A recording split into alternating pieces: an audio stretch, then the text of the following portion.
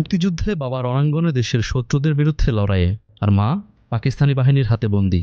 শৈশবেই এমন সংগ্রামমুখর সময়ের সাক্ষী তিনি।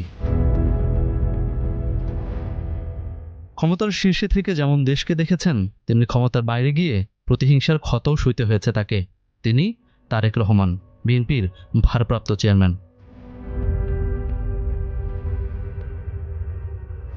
সাবেক রাষ্ট্রপতি ও মুক্তিযুদ্ধে জেড ফোর্সের প্রধান জিয়াউর রহমান এবং সাবেক প্রধানমন্ত্রী খালেদা জিয়ার বড় ছেলে তিনি। ১৯৬৫ সালের ২০ নভেম্বর ঢাকায় জন্ম নেন তারেক রহমান।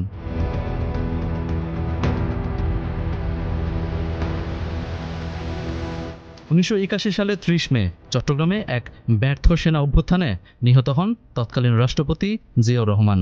ভয়াবহ এই ঘটনা পাল্টে দেয় তার গোটা পরিবারের জীবনধারা। আমার এই শার্টটাই আব্বুর ছিল না।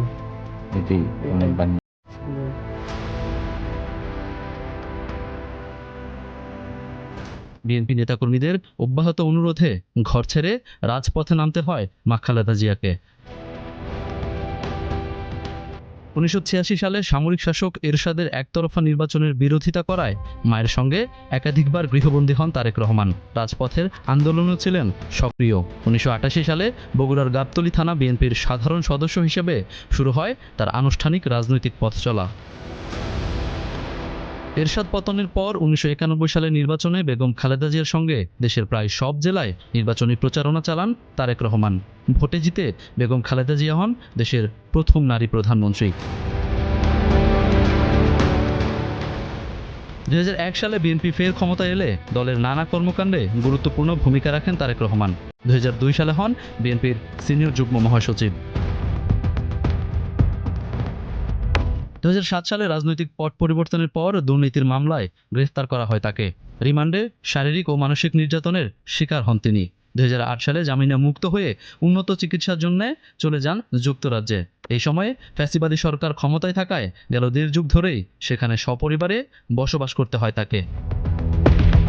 ২০০৯ সালে বিএনপির সিনিয়র ভাইস চেয়ারম্যান নির্বাচিত হন তারেক রহমান। ২০১৮ সাল থেকে দায়িত্ব পালন করছেন দলের ভারপ্রাপ্ত চেয়ারম্যান হিসেবে। 111 ও আওয়ামী লীগ সরকার মিলিয়ে ডজন ডজন মামলায় আসামি করা হয় তাকে, যার মধ্যে ২১ আগস্ট গ্রেনেড হামলা মামলায় যাবজ্জীবন সাজা দেওয়া হয় তাকে। তবে ২০২৪ সালের ৫ আগস্টের জুলাই অভ্যুত্থানের পর বেশিরভাগ মামলার নিষ্পত্তি হয়, অব্যাহতি দেওয়া হয় বাকিগুলো থেকে। গেল ১১ ডিসেম্বর ত্রয়োদশ সংসদ নির্বাচনের তফসিল ঘোষণা করেছে নির্বাচন কমিশন, যাতে বগুড়া ৬ আসনে বিএনপির সম্ভাব্য প্রার্থী তিনি।